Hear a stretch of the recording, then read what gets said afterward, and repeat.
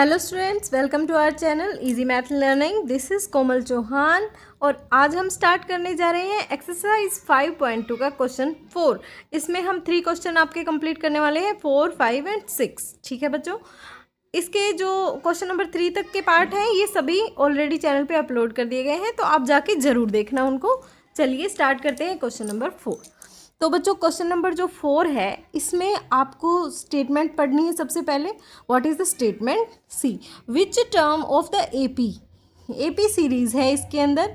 तो इसमें पूछा है कि which term of the AP is 78। ठीक है बच्चों, अब तक क्या था, आपको ये बीच में ब्लैंक्स दिए हुए थे, ये निकालने थे, डी फाइंड आउट करना था ऐसा।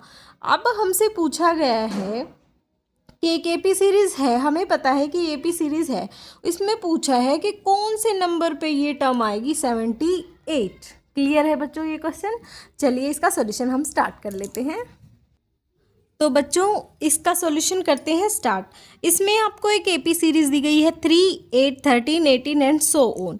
ये एक एपी सीरीज़ है, इसमें ये दिया गया है। ठीक है, तो हमें पूछा है कि कौन से नंबर पे 78 आएगा। ऐसे ही चलते चलते 18 से आगे कुछ आएगा। देखो ये 3 है, 8 है, तो एपी सीरीज़ में क्या होता है, इसका बेसिक क्या है वो हम देखते हैं। ये होती है A1, A2, A3, A4 and so on. Last term को बोलते हैं AN, मतलब nth टर्म हम मान लेते हैं कि लास्ट टर्म AN है। ठीक है बच्चों, तो चलिए इसमें क्या होता है, सबका एपी सीरीज होती है जिनका डिफरेंस सेम हो सभी टर्म्स के बीच का। देखें आप 3, 8 कितना डिफरेंस है 5 का, 8 और 13 में भी 5 का डिफरेंस है, आगे भी 5 का डिफरेंस है। तो 18 के बाद कितनी आएगी इधर 5, 23। नेक्स्ट टर्म आपकी 23 होगी। तो ऐसे ही इनके बीच में सबके बीच में 5 का डिफरेंस है। तो हम लिख देंगे इधर कि ए की वैल्यू कितनी है यहाँ पे 3। जो फर्स्ट टर्म होती है वो होती है ए। तो इसमें आपके पास ए की वैल्यू 3 है। कॉमन डिफरेंस देखते हैं हम एपी सीरीज़ का। तो इसमें कॉमन डिफरेंस इसका है A2 माइनस A1 होता है कॉमन डिफरेंस। तो पूरा ही सेम होता है इनका डिफरेंस। A2 माइनस A1 करो तो आपके पास आ जाएगा 8 माइनस 3 मतलब 5। आपके पास कॉमन डिफरेंस आ चुका है और ए की वैल्यू हमें दी हुई है।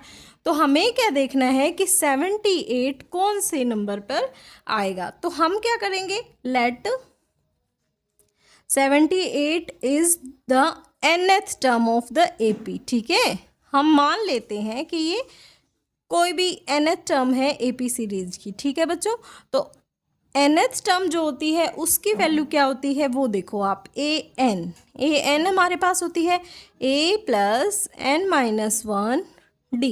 ठीक है, ये हमारे पास an की वैल्यू होती है एपी सीरीज़ की, जिसमें आपको ये सारी वैल्यूज़ पुट कर देनी। तो हमने माना है कि 78 जो है वो nth टर्म है एपी की, मतलब an की वैल्यू क्या है 78। तो हम इसकी जगह पे वैल्यू पुट कर देंगे 78। ए की जगह पे 3 प्लस n हमें नहीं पता कि n की वैल्यू कितनी है, वो हमें नहीं पता है। लास्ट टर्म का पता है हमें कि 78 है। तो हम यहाँ पे n की जगह पे n ही रहने देंगे और d की जगह पे वैल्यू पुट करोगे आप कॉमन डिफरेंस की, जो आपके पास 5 है। क्लियर है यहाँ तक आपको। तो चलिए अभी इसका आगे सॉल्यूशन करते हैं। ये देखिए एक कांस्टेंट टर्म है, ये भी कांस्टेंट है, तो इन दोनों को एक साइड कर लेते हैं। 78 ये इक्वल के इधर आएगी तो -3 हो जाएगा। यहाँ पे ये बच गया हमारे पास, तो इसके अंदर मल्टीप्लाई कर देते हैं 5n माइनस 5 की 1 से करोगे तो 5। ठीक है बच्चों, 78 माइनस 3 ये आप करोगे तो आपके पास आ जाएगा 75 is equal to 5n minus 5। तो अब ये 5 को भी इधर ले जा सकते हैं, यहाँ पे माइनस का है तो उस साइड जाके हो जाएगा plus. 75 plus 5 is equal to 5n। Okay, तो यहाँ हमारे पास आ गया 80 इज इक्वल टू 5n। तो यहाँ से देखो 5n इज इक्वल टू 80, तो n की वैल्यू कितनी आ जाएगी 80 डिवाइडेड बाई 5। तो इसको इससे डिवाइड करेंगे हम, तो आपके पास आ जाएगा 5 1 जा 5, 3 5 6 जा 30। तो आपके पास आ गई n की वैल्यू आ गई 16। मतलब जो है 78 जो है वो 16th टर्म है इस एपी की। यही हमें निकालना था कि कौन सी टर्म है ये। ठीक है बच्चों, तो हम क्या लिखेंगे, 78 is 16th term of the AP series. ठीक है बच्चों, आपको इतनी इजीली जो है इसका आंसर मिल गया है, बस आपको स्टेप बाय स्टेप इसका सॉल्यूशन करना है। इसी तरीके से ये क्वेश्चन आपका सोल्व हो जाता है। चलिए देखते हैं फिफ्थ क्वेश्चन। सो स्टूडेंट्स, ये है आपका फिफ्थ क्वेश्चन, जिसमें आपको दिया गया है find the number of terms in each of the following APs. इसके दो पार्ट आपके पास दिए गए हैं और दोनों को एपी सीरीज बताया गया है। आपको पता करना है number of terms in the AP series, मतलब इस एपी सीरीज में कितनी टर्म्स हैं। देखो यहाँ से शुरू थी 1 2 3 डॉट डॉट डॉट 205, तो हमें नहीं पता बीच में कितनी टर्म्स हैं इसके अंदर, तो हमें बताना है कि यहाँ an जो लास्ट वाली टर्म है तो इसमें n की वैल्यू कितनी है। मानो ये 16 टर्म है या 17th है या 18th है, तो हमें n की वैल्यू इसमें फाइंड आउट करनी है। Let's see the solution. So students, ये आपके पास क्वेश्चन दिया हुआ है फिफ्थ क्वेश्चन का फर्स्ट पार्ट है, ये हमारे पास है।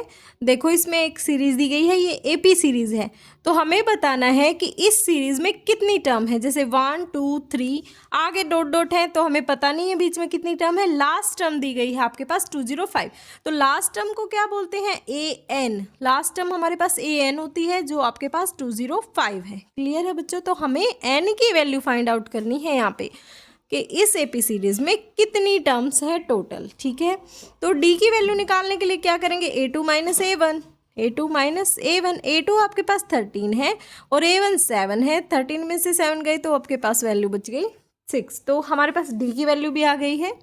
हमें फाइंड आउट करनी है n की वैल्यू, तो इसके लिए हम क्या करेंगे, आपको पता है कि an जो है वो इक्वल होता है a plus n minus 1d।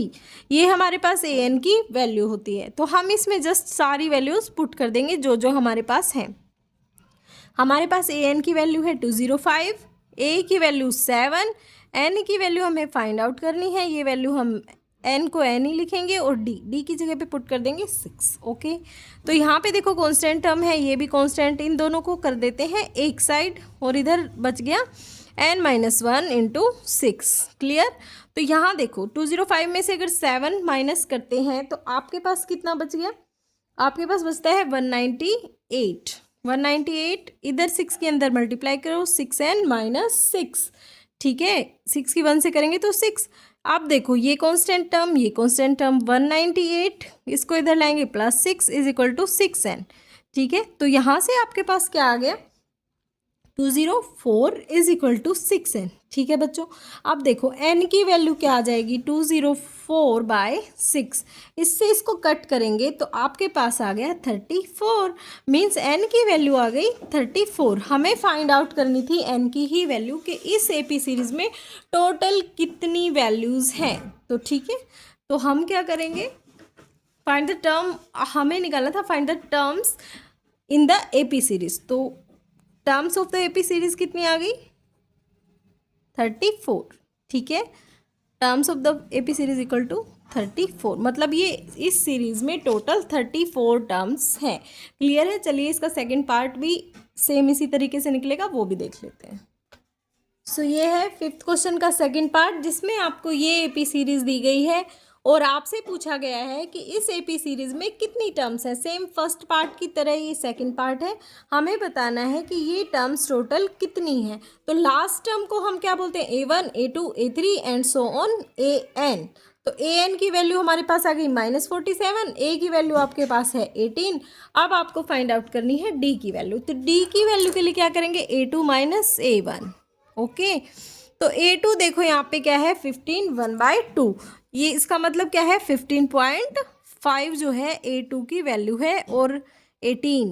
ठीक है, a1 की वैल्यू है 18, तो 15.5 में से अगर 18 को माइनस करते हैं बच्चों तो आपके पास बचेगा -2.5, क्योंकि माइनस की वैल्यू बड़ी है तो आपके पास आ गया -2.5। तो डी की वैल्यू आपके पास आ चुकी है। हमें पता करना है कि एपी सीरीज में टोटल वैल्यू कितनी है, मतलब कि टर्म्स कितनी है, n की वैल्यू हमें फाइंड आउट करनी है। तो इसके लिए हमारे पास फॉर्मूला होता है an का, an है a plus n minus 1 into D. ठीक है, तो an देखो, an की वैल्यू हमारे पास दी गई है -47, हम लिख देंगे। a की वैल्यू हमारे पास 18 है प्लस n माइनस 1 और d की वैल्यू आपके पास है -2.5। क्लियर, तो देखिए ये दोनों आपस में मल्टीप्लाई हैं, ठीक है, इसलिए मैंने ब्रैकेट में लिया है -2.5 को। तो -47 इधर ये आ जाएगा, -18 हो जाएगा, इक्वल यहाँ देखो n-1 इंटू -2.5। ओके, यहाँ देखो इन दोनों को, दोनों माइनस के साइन है तो दोनों ऐड हो जाएंगे और आपके पास आ जाएगा 65 -65, और यहाँ इसकी मल्टीप्लाई करेंगे तो -2.5 n माइनस माइनस प्लस 2.5, ठीक है, ये आपके पास आ गया। अब क्या करेंगे, ये कांस्टेंट टर्म है, इसको भी इस साइड ले आएंगे, -65 -2.5 इज इक्वल टू -2.5 n, ये आ गया हमारे पास। ये माइनस दोनों हो जाएंगे ऐड और आपके पास आ जाएगा -67.5, ठीक है, और इधर आपके पास बच गया -2.5 n। दोनों साइड माइनस है, माइनस से माइनस कट, दोनों साइड एक के बाद ही पॉइंट है, पॉइंट से पॉइंट कट, n की वैल्यू आ जाएगी 675/25। तो अब आपको इसको 25 से डिवाइड कर देना है। जब आप इसको 25 से डिवाइड करोगे तो आपके पास वैल्यू आ जाएगी 27, n की वैल्यू आपके पास आ गई 27, सॉरी।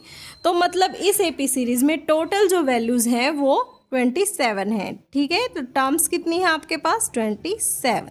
क्लियर। तो फिफ्थ का सेकंड पार्ट भी हो चुका है। चलते हैं नेक्स्ट क्वेश्चन की तरफ, सिक्स्थ क्वेश्चन की तरफ। चलो, तो फिफ्थ क्वेश्चन हमने कर लिया है। अब हम आते हैं सिक्स्थ क्वेश्चन पे। स्टेटमेंट क्या है, check whether -150 is a term of AP 11 whose A1 is 11, A2 is 8, 5, 2 and dash dash dash. तो देन इसमें हमें चेक करना है कि -150 इस AP की टर्म है या नहीं है। तो हम लेट कर लेंगे nth term is minus. Okay, let's start. तो हमारा A1 क्या है, 11, एंड D क्या है, D होता है A2 माइनस A1। A2 क्या है, 8 एंड A1 है 11। तो 8 माइनस 11, 8 माइनस 11 कितना होता है, 3, एंड माइनस बड़े वाले पे है तो माइनस आ जाएगा। सो D की वैल्यू क्या आ गई, -3। हमने लेट किया था कि nth टर्म -150 है, क्योंकि हमें चेक करना है कि -150 इस AP की टर्म है या नहीं है। तो हमारी nth टर्म क्या है, -150, एंड फॉर्मूला क्या होता है an का, A plus n-1 D, and an क्या है, -150, A है 11 प्लस n-1 एंड D है -3।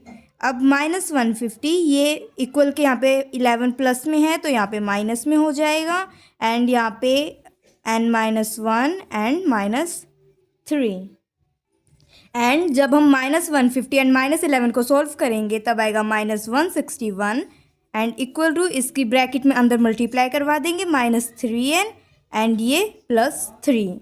अब इस +3 को हम उधर लेके जाएंगे तो -161 प्लस है, यहाँ पे आगे माइनस में हो जाएगा, इज इक्वल टू -3n। इसको सॉल्व करेंगे तो क्या आएगा, -164 is equal to -3n। Minus से माइनस कैंसिल हो जाएगा, एंड 3 यहाँ पे मल्टीप्लाई में, उधर जाके डिवाइड में आ जाएगा, इज इक्वल टू n। अब हम इसको सॉल्व करेंगे।